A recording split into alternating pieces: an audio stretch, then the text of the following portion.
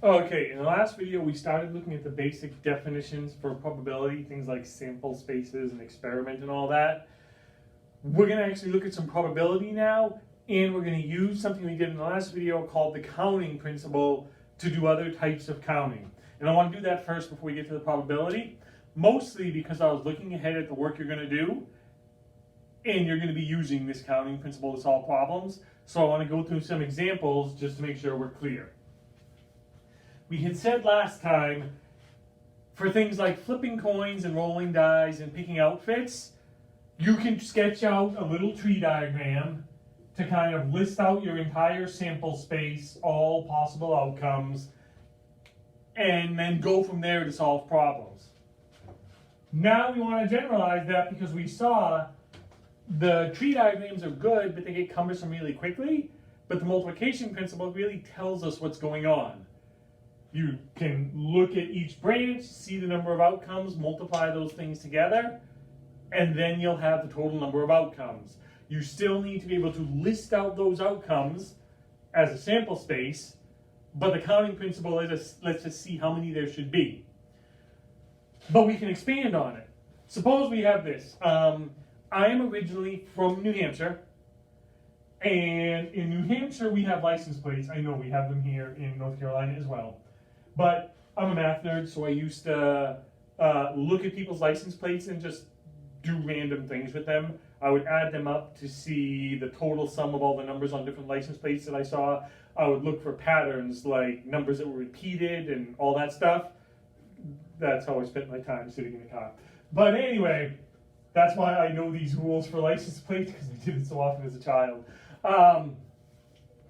When I was growing up, the rule was you had 6 entries, all digits in New Hampshire. How many entries can you actually have? Well, if we think about it, one way to think about the problem is I have 6 different outcomes, the first entry, second entry, third entry, and so on. Each of those is like its own experiment. So I just need to figure out how many ways I can do the first thing, the second thing, the third thing, and then by the multiplication principle, multiply them together. And you will need your calculator for these things. I'll grab mine. So think about it. Here, if I have to put a number there, it obviously has to be a single digit. How many digits are there? Well, 1 through 9 plus 0. There's 10. That's what digit means. So I can put 10 numbers in the first spot on my license plate. How many things can I put here? Well, there's no restriction, and again, I remember our license plate growing up. There's no restriction on whether I can repeat a number or not, so I can put any of the 10 there. But now we see the pattern. I can put any of the 10 in any of the slots. So how many total license plates are there? 10 times 10 times 10 times 10 times 10 times 10, which is 10 to the 6, which is 1,000,000 license plates. And if you think about it, it makes sense.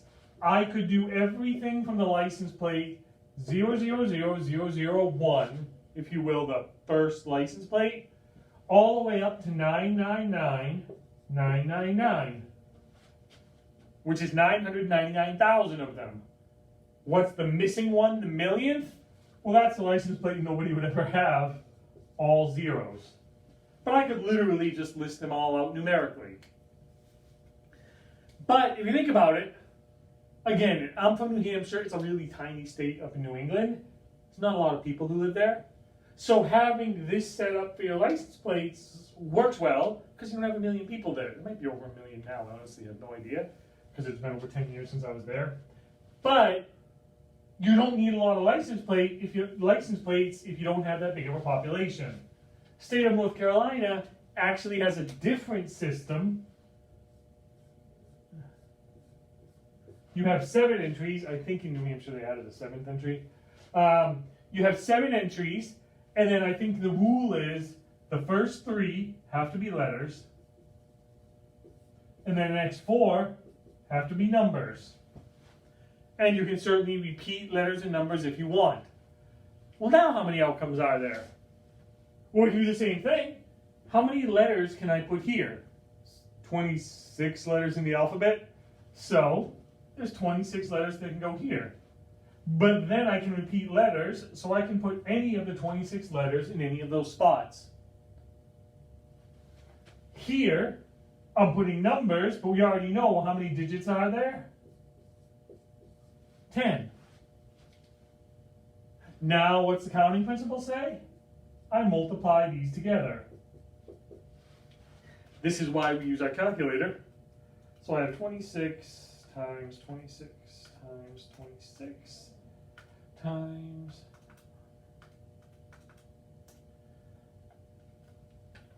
okay, 17576.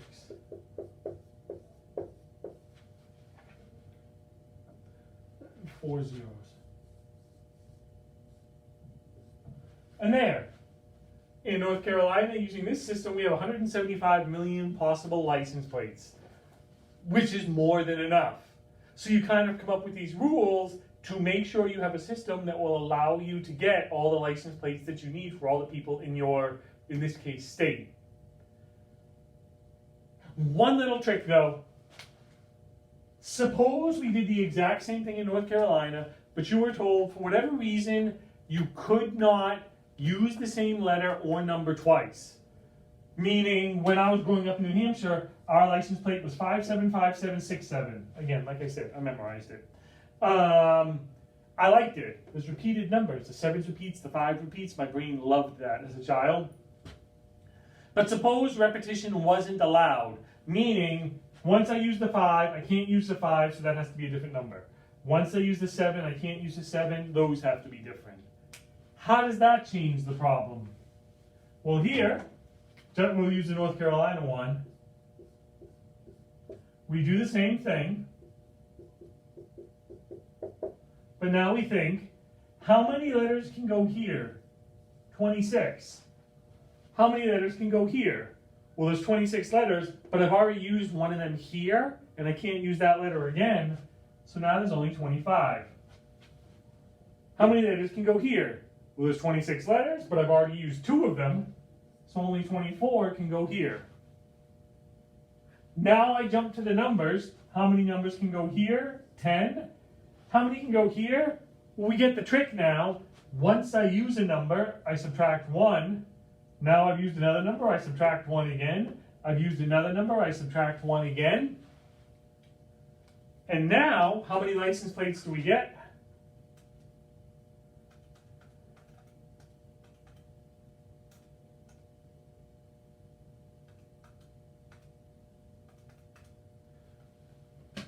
$70.62.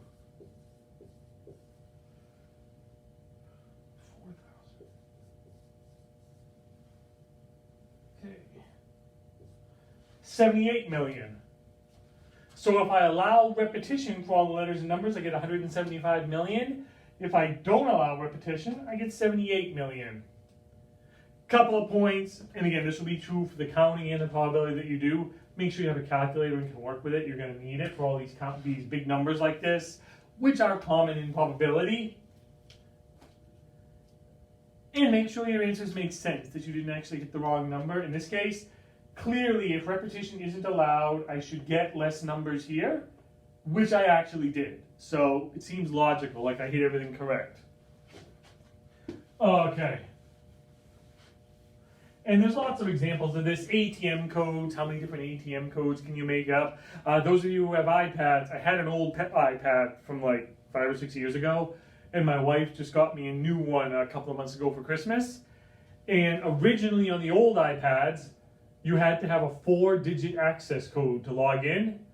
Now on the new iPad, you need to have a 6-digit access code, and you have to use fingerprint technology. But why is that? Well, think about it. How many possible access codes are there if you have 4 digits? How many possible access codes are there if you have 6 digits? The more possible codes there are, the less likely it is that somebody would be able to randomly come up with it and hack into your iPad. So there's actually numerical, mathematical reasons that they do those things with access codes. Okay, the other thing we want to look at really quickly as far as probability goes, we're not really going to start solving the probability out here. Like I mentioned in the last video, this is more about terminology. And when we talk about probability, there's three types of probability. There's theoretical, there's empirical, and there's subjective.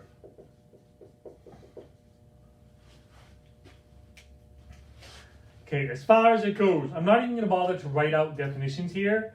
You'll have space on your worksheet to write them out if you want, and then work with them.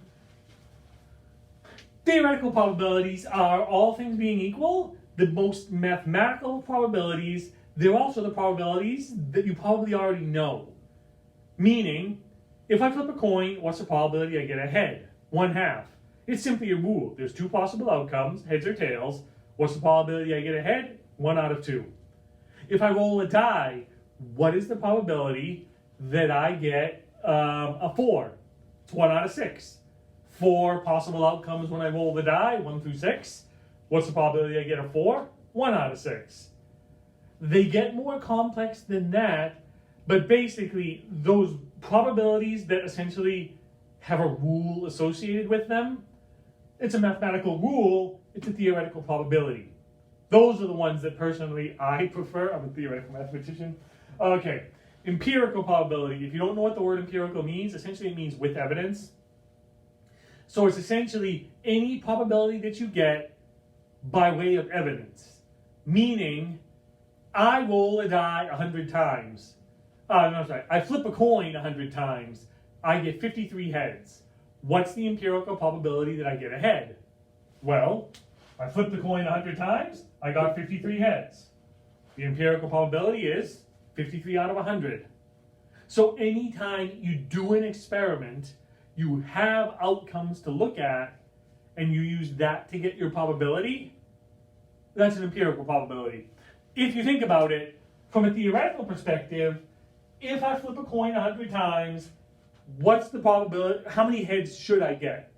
50. 50 heads and 50 tails. So maybe the probability should be 50 over 100, which is 1/2. That makes sense. That's the mathematical probability. The empirical probability, we perform an experiment. I flip a coin 100 times. I record the outcomes, how many heads I got. That gives me my probability. And yes, this empirical probability, the thing you do based on an experiment, will be different than the theoretical probability. There's reasons for that I won't get into right here, maybe in a later video if you don't get into it in your class. Subjective probabilities are essentially probabilities that are not really probabilities. They're more just the way we talk.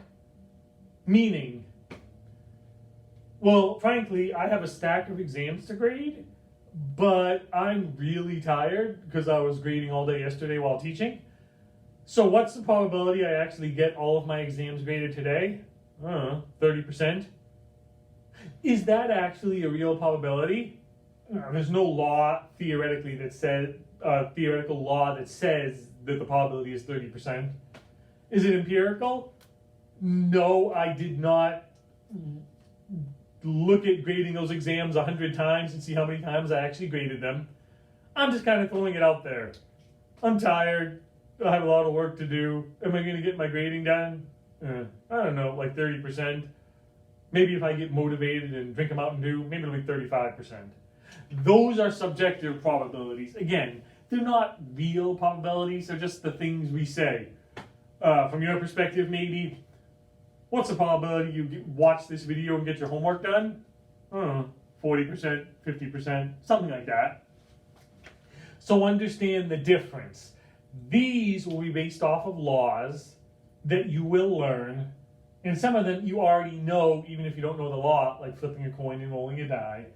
These, you perform an experiment, and then based on that experiment, you get a probability. These are the ones that are pretty much just what we say as we're randomly talking or writing things down. We will expand on this, but right now this is like a half an hour worth of lectures you're going to have to sit through on top of the lectures for your regular class. So I'm going to stop here. You're going to have 2 different worksheets to go through on the material that we just covered.